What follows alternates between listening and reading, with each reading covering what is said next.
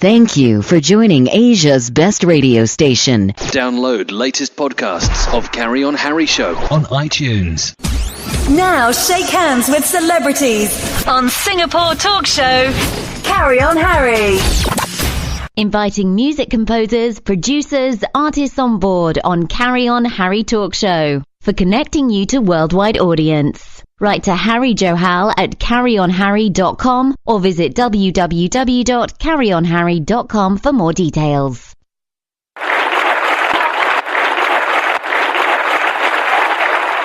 Hi friends, welcome to yet another episode of Carry On Harry Show with your show host Harry Johal, and today I'm very much pleased and excited to invite my guest CLINT ARTHUR, who is one of America's most sought after motivational, inspirational and entrepreneurial speaker and the world's top expert on creating celebrity positioning for authors, speakers, coaches and entrepreneurs.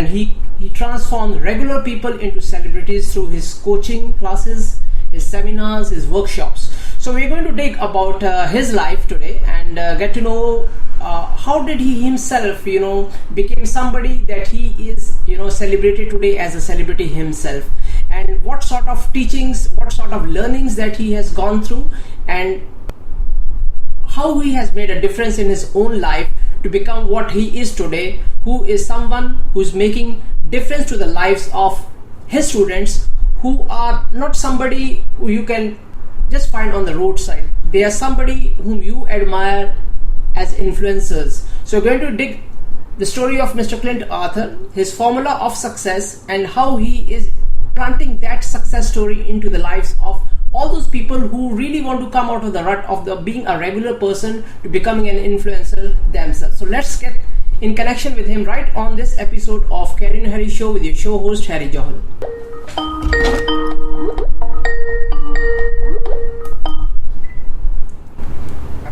Hello.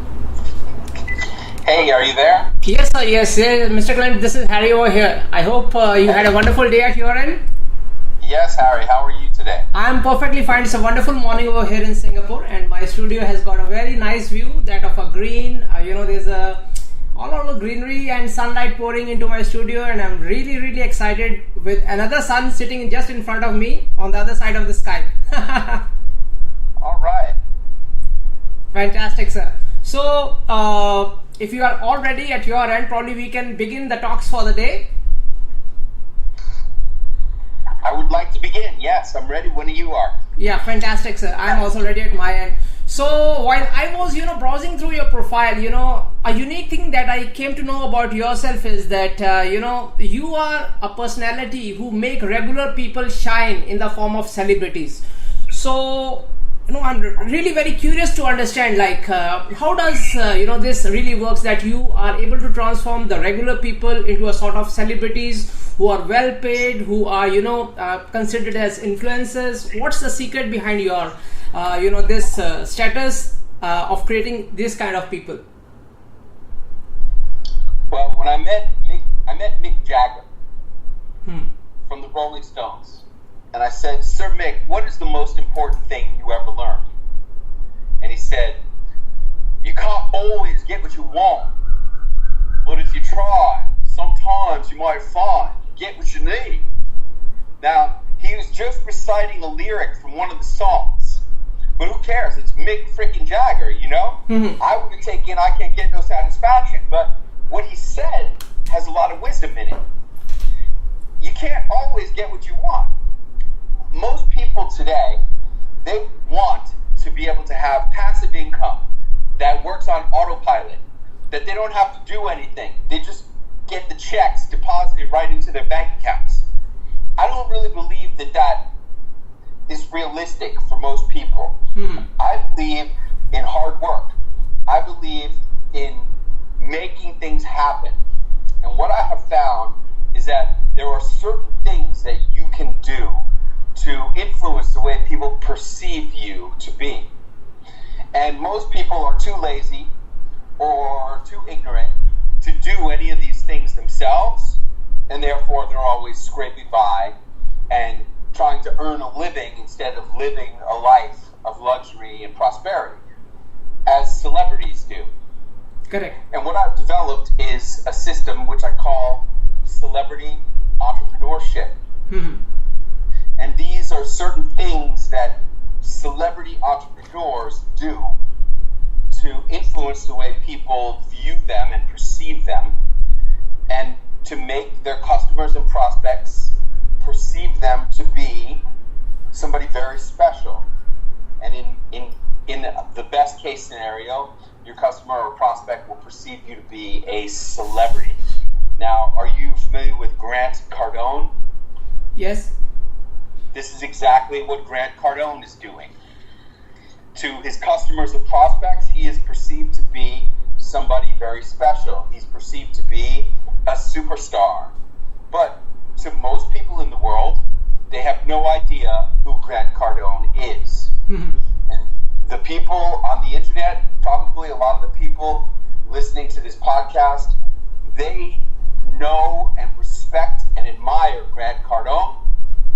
But I'm telling you, to the average person on the street, if you go up to any bank teller or any cashier at a supermarket and you say, do you know Grant Cardone? They're going to look at you as if you're talking about a Martian that they've never heard of. Correct. If you do these things, you can create that kind of perception in the eyes of your customers and prospects. Does it happen overnight? No, it does not happen overnight. How long does it take? Well, it depends. Depends how good you are. It depends how hard you're willing to work. It depends how effective your mentors are at teaching you. Correct. And it depends at how extreme are you willing to be in the efforts that you make this all happen for yourself. Correct. Moving ahead, sir, you have come across so many, different celebrities in all the, speaking engagements you have done, the mentorship that you have done. Would you like to give us, some other example of some very popular personality which even a roadside person can, identify? Oh yes, I know about, this celebrity. Like just now you spoke about Grant Cardone. Any other person, from whom we can, analyze that where this person was initially and how it got transformed into something which became like a household name. Well, everybody thinks Tony Robbins is a big celebrity. Absolutely. You know who Tony Robbins is? Yes. I have a video on my Facebook page where I'm walking into a bank. I'm making a video. I do videos called the Entrepreneur's Adventures. In one of those videos, I went to go cash a check. And I was talking about Tony Robbins, and I walked into the bank, and I walked up to the bank cashier, and I said, do you know who Tony Robbins is? And she said, who? Most people don't know who Tony Robbins is. Correct, but they have heard about Robbins. Tony Robbins had a TV show in the United States on NBC. They canceled it after 6 episodes. Low ratings. Nobody cared. Only his customers and prospects think that Tony Robbins is a god. Now, it just so happens that there's a lot of customers and prospects in the self-help industry in the United States and around the world. Absolutely. But if you compare that to the amount of people in the world, it's a tiny fraction of a percentage. Not even 1% of people do self-help programs, go to seminars. I'd say it's probably more like 1/10 of 1% of people are interested in self-help and self-improvement in seminars. But to those 1/10 of 1%, Tony Robbins is a god. Absolutely. And he's doing this exact same things. The exact same prescription that I teach in my book, Celebrity Entrepreneurship, and that we're going to talk about today in this interview. Fantastic. So moving ahead, tell us a little about what this book, what approach this book carries, and how a reader can really gain from the insights that you have written in the book itself. Well, first of all, I want to tell you that the book is broken up into 5 chapters, and that there's no teaching in the book. It's all stories. Just like I've been telling you stories today. I've told you stories about the Rolling Stones, about Grant Cardone, and about Tony Robbins. And all of the teaching that I do is done through storytelling. Storytelling is an essential element of being a celebrity entrepreneur. You have to learn how to be a speaker who tells stories. Okay? Now, the book is broken up into 5 chapters. The first, and all of this, by the way, all of it is inspired by a man named Arnold Kopelson. Have you ever heard of Arnold Kopelson? I have slightly heard, but not like in detail about it. Do you know what he did? I think somewhere I have heard about it, but as I said, that I am not like very much familiar about his work. Okay. Most people have no idea who Arnold Kopelson was, even though he was a movie producer. The first movie of his that I saw was a movie called Porky's. Porky's, okay. Did you ever know about this movie, Porky's? No, I have not. No, I haven't seen that movie. Well, a lot of people in the United States have seen that movie. It was the number 5 highest grossing movie in the United States in 1982. Okay.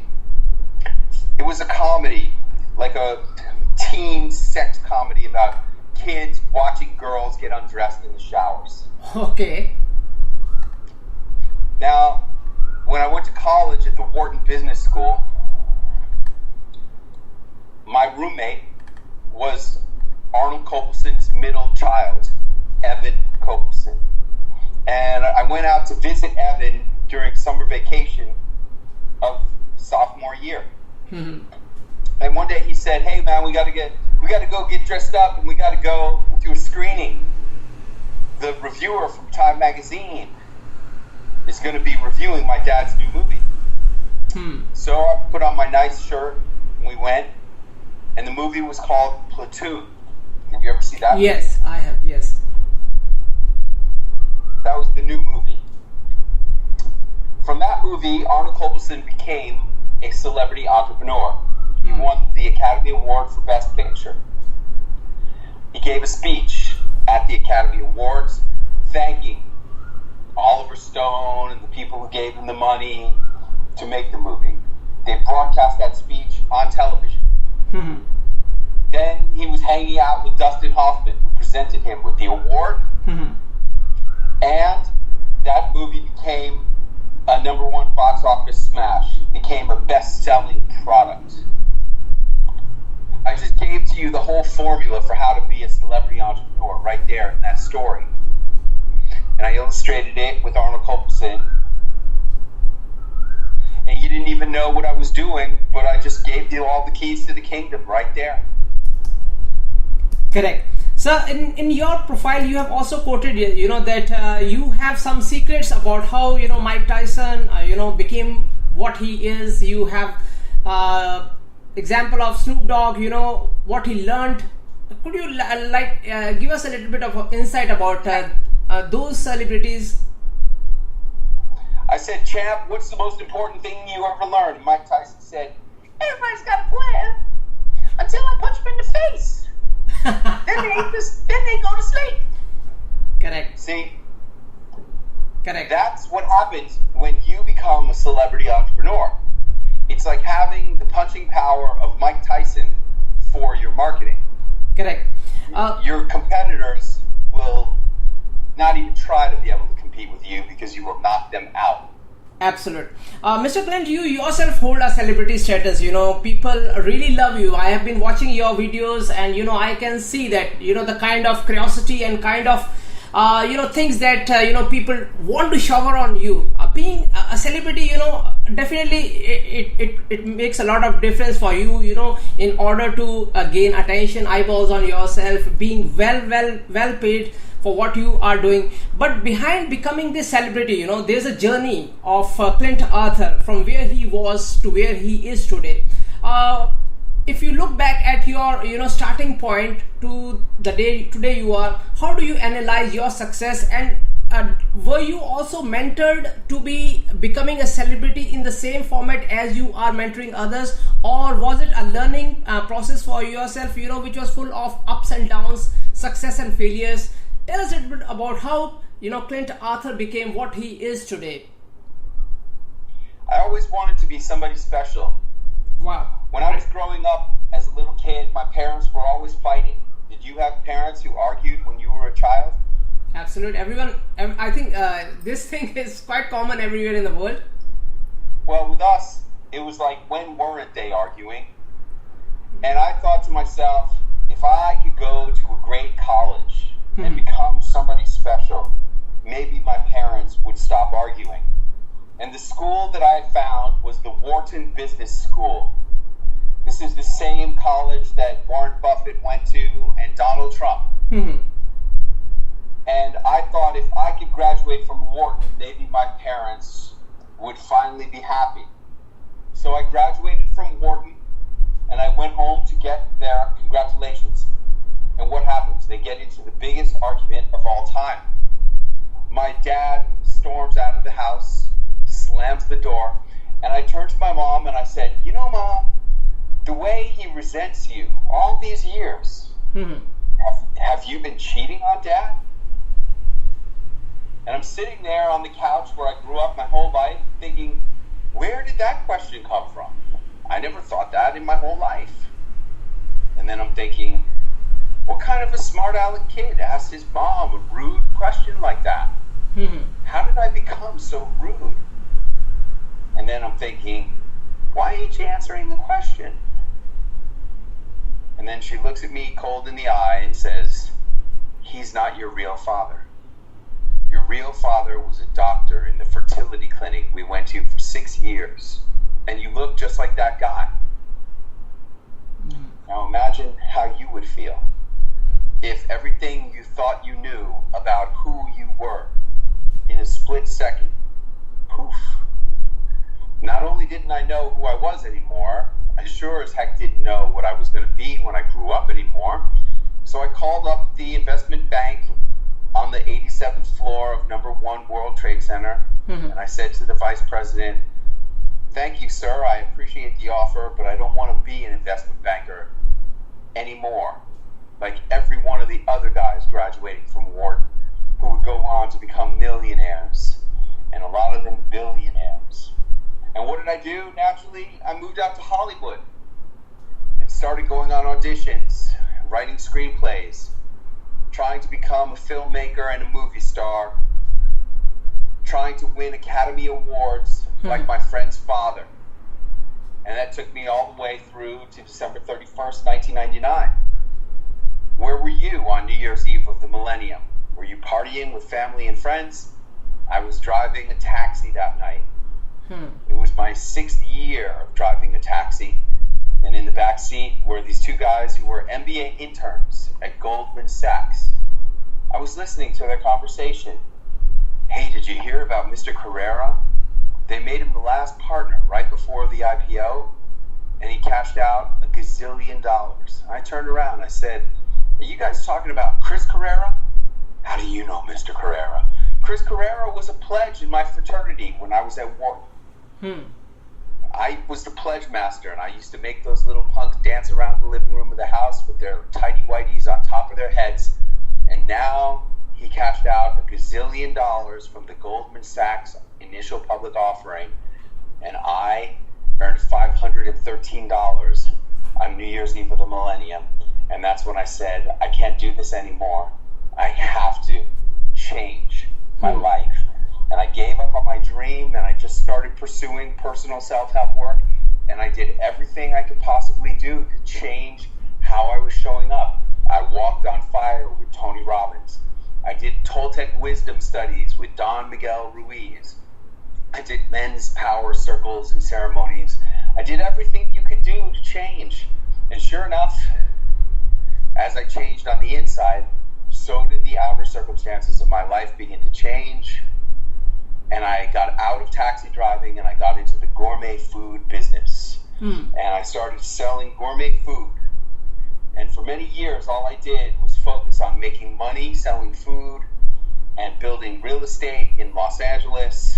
And then I met an amazing woman. We got married. And life was good until I got fat and happy, obese and unhappy.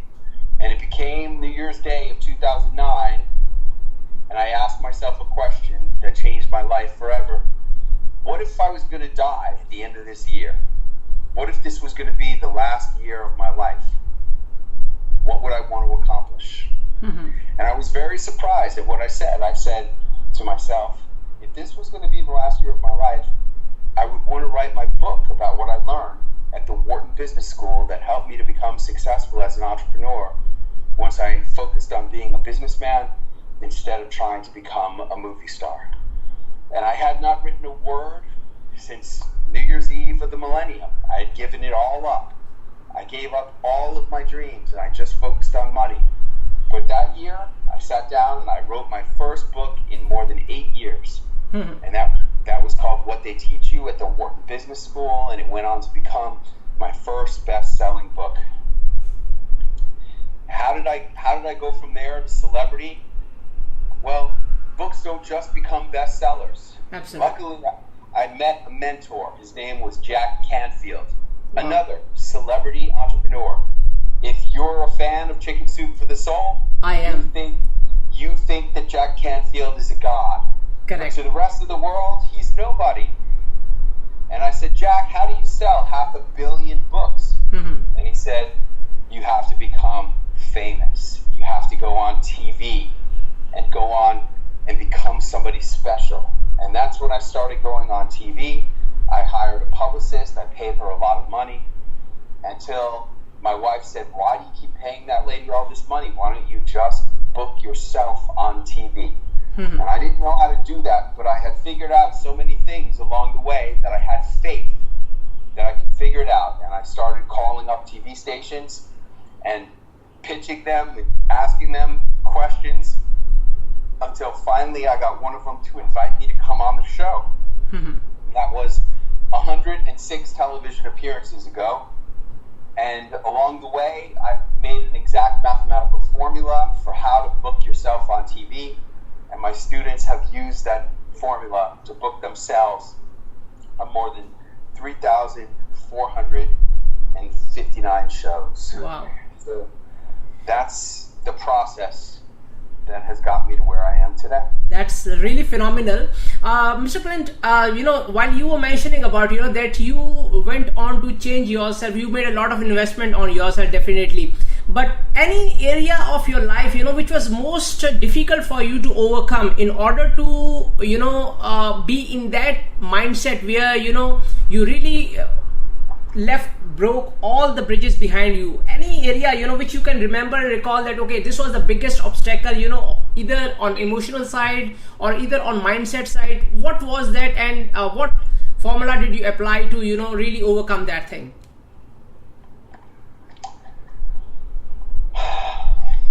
I think that the most important thing for anybody to understand is that everybody is just a person. And one of my techniques that I spoke about it when I was saying that Arnold Kopelson was hanging out with Dustin Hoffman. That is a technique that I call celebrity attachments. That's where you get photographs of yourself with famous people. And this is a big stumbling block for a lot of people because they don't think that they are as good as the celebrities. And it's not easy to get to the point where you can feel like you deserve to get the photos. But when my daughter was graduating from college, Hillary Clinton and Bill Clinton were at the graduation ceremony. The announcer said, this was at the University of Southern California in 2017. The announcer said, ladies and gentlemen, we are honored today to have the true president of the United States with us at the ceremony. Hillary Rodham Clinton and her husband, President Bill Clinton, are here celebrating their nephew, Zachary Rodham's graduation.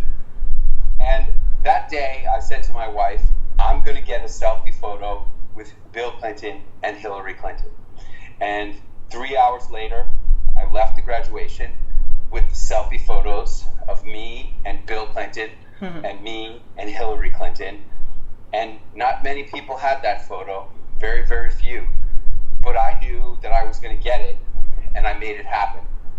And I think that illustrates two things. Number one, you have to feel like you deserve it and that you can do it. You have to feel like you deserve it and that you can do it. And you may have to work up to that level of confidence. Number two, you have to make it happen. You have to understand that nobody is going to do it for you. Most mentors won't do it for you. I'm one of the very few mentors where I'm actually still doing the same things that I do with and for my mentees. People who work with me, I arrange for very important speaking opportunities for myself, and sometimes my students get to be part of those very important speaking opportunities, whether they be at the NASDAQ Stock Exchange or at Mercedes-Benz Corporation or Coca-Cola or different places that are high status. I'm one of the few mentors where I will say, hey, if you become my student, I guarantee you that you will get these results. That's very unusual. Most people have to make it happen for yourself. Absolutely. I do believe in that factor that, unless we step out of our comfort zone and, really invest on things which are not, taught in colleges or, any institution, can be learned from people who have, made a difference. Like you have mentioned, Jack Canfield, your own story is so inspiring, and then a lot of other people's you have quoted, in this interaction of yourself. Why do you think that, despite, taking the mentorship, there are not 100% success stories? What is your experience about why people still, after being mentored or, going through this process of mentorship, they still, are not able to make that kind of a mark? Do you think that there's a luck factor which stops, or do you think there are some other factors, which can really, bring the spirit down of, achieving the kind of status that the mentor has really pictured in his mind for his student? What is your take about this fact? I believe that the key problem for most people is that their mentor is not going to do it for them. Most people will have a mentor who will give them advice. Absolutely. But it's still up to you to make it happen. I'm probably the only mentor that I know where if I work with you, I guarantee that I'm going to do things for you and you're going to get the results that you want. There are very few people who will give you any kind of guarantees. And you know who I blame for that? I blame the buyers. I blame the consumers for not demanding more for their money. Unfortunately, there are so many people, they sell you their time or their services or their coaching, and all you get is their time and their coaching. That's all you get. And that's better than nothing, but for the amount of big money that they charge, they should give you more. You should actually get something, some kind of result. And if you want to have a result, you need to be a more demanding buyer. Correct. Mr. Arthur, you have mentioned about mentorship. What are the platforms, if somebody is really keen about, getting yourself mentored from yourself, what is the requirement for that? And, what are the platforms where they can connect with you and, really have an insight about how they can expand in their life? Do you have any consultation time for them, or what is the process like for mentorship? Mostly my mentorship takes two forms. Number one is television. If you want to be, and being on TV is really the biggest element that separates celebrities from everybody else. Everybody else is on YouTube, on LinkedIn, on Facebook, on Twitter, on Instagram, but only the real celebrities are on ABC, NBC, CBS, and Fox TV news and talk shows in the United States. If you really want to be a celebrity, you need to be on those shows. And if you want to be on those shows, I have a celebrity launchpad mentorship, which you can find out about at guaranteedcelebrity.com. Guaranteed with a D, celebrity.com. And there, if you read it over and you are ready to step up for the involvement of time and money, then fill out the application and apply. And if I think you would be a good fit, then I'll talk to you on the phone and make sure that we're both a good fit for each other. The other alternative is to be mentored by me as a celebrity speaker. That's somebody who is a great speaker and speaks at very important places, like the Harvard Club or at Mercedes or at NASDAQ or Coca-Cola. Famous places, very important places. And that type of mentorship is also very involved and, one-on-one. And if that's something that's of interest to you, then you can apply for that at statusfactory.com. Statusfactory.com. If you're ready to really take your life, your business, and your mission to the next level, then you can harness the power of celebrity status and apply for my celebrity entrepreneurship mentorship at statusfactory.com. Correct. Mr. Arthur, today you are, at a status, which is very high, in terms of, being mentored. How do you find mentors for yourself? Do you still go through, those things to learn? And if yes, I'm very much sure that, it must be very, very difficult for yourself, to find somebody who can really teach you with the kind of experience you have, with the kind of knowledge that you hold. How do you keep yourself, toned up for becoming, pushing yourself to the further goals that you hold about yourself in your mind? Thank you. That is a really fantastic question. And you're right. It's not easy for me to find mentors who are able to give me anything that I can really have of value, because the people that I'm trying to be mentored with and by are gigantic celebrities, people who are on television all the time. And most of the time when I write to them asking for mentorship, I never even hear back, because they're not interested in being a mentor. They're making too much money. They're in too many places. Like, you would be amazed. You would be amazed at how, I have offered certain celebrities $150,000 for 2 hours of their time, and they turn it down. Could you imagine $150,000 American? I'm thinking about the challenge they might be having in their mind, not about the money, but how to train a person, who already knows about all these things, which, most of the mentors would be having in their mind, that where to begin the things from. And that too for, somebody of the status of, CLINT ARTHUR, Well, I appreciate that, okay? I really do. But, the people that I'm trying to go to the next level. The next level for me is to work with Kim Kardashian. And, my book most recently was about Donald Trump. And I talk about, Mick Jagger and Brooke Shields, another great example. I said to Brooke Shields, life begins where your comfort zone ends. And she said, that sounds scary. And it is scary to go to this level. For a lot of people who may be listening to this or who meet me, what I'm talking about sounds ridiculous or impossible or scary. But nothing is impossible in life.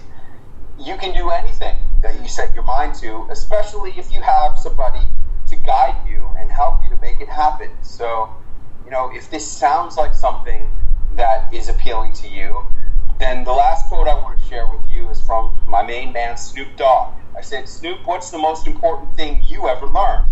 And he said, life's too short to smoke cheap weed.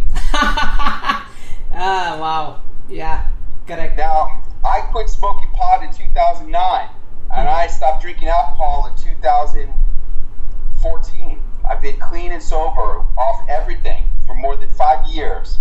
But what he said makes a lot of sense as a metaphor for living. Life is too short to smoke cheap weed. It's too short to do stuff that is not high quality. Absolutely. It's too short to do things that don't matter to you and don't make an impact on you. You got to invest in yourself, and when you're investing in yourself, you deserve to invest in the best. Absolutely. And that's why my clients come to me, because they want the best. I don't know any other mentors who are doing things on the level where I'm doing them.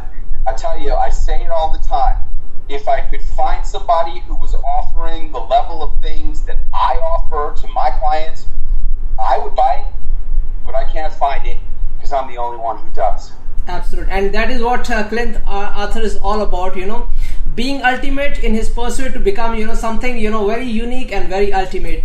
So it was really lovely, connecting with you and getting to know about you, your work and the kind of mindset that you hold about, making a difference in the lives of people who really want to, be the change makers. Any final messages that comes to your mind that you would like to share with the listeners of Carry On Harry Show before we, sum up today's talks with you? When it's scary is when it's good. I really believe it. I really mean it. And I live it every single day. I just did my stand-up comedy debut on Broadway at Caroline's Comedy Club on Broadway in New York City. And I've never been so scared in my whole life. It was scarier than walking on fire with Tony Robbins. It was scarier than going on the Today Show with Brooke Shields. It was the scariest thing I've ever done, and it was amazing. And that's what I encourage everyone to do, to go for your dreams. It may be scary, but that's the only way to live. Thank you, Harry. Carry on, Harry. Fantastic, sir. I really loved the last statement that mentioned about my show. It was really pleasure, sir. And in future, if ever you have got something unique to share with my listeners, I will be very, very much pleased and obliged to thank you. So once again, I thank from bottom of my heart that you took out your time, you shared your insights about your life, about your learning, about your teachings, and it was really wonderful to connect with you, sir. Thank you, Harry. Carry on, Harry. Thank you. Take care. Bye-bye. Thank you for being in tune with Best Talk Show, Carry On Harry, with entertainment editor Harry Johal. On Bala Bala Radio, inviting music composers, producers, artists on board on Carry On Harry Talk Show for connecting you to worldwide audience. Write to Harry Johal at carryonharry.com or visit www.carryonharry.com for more details.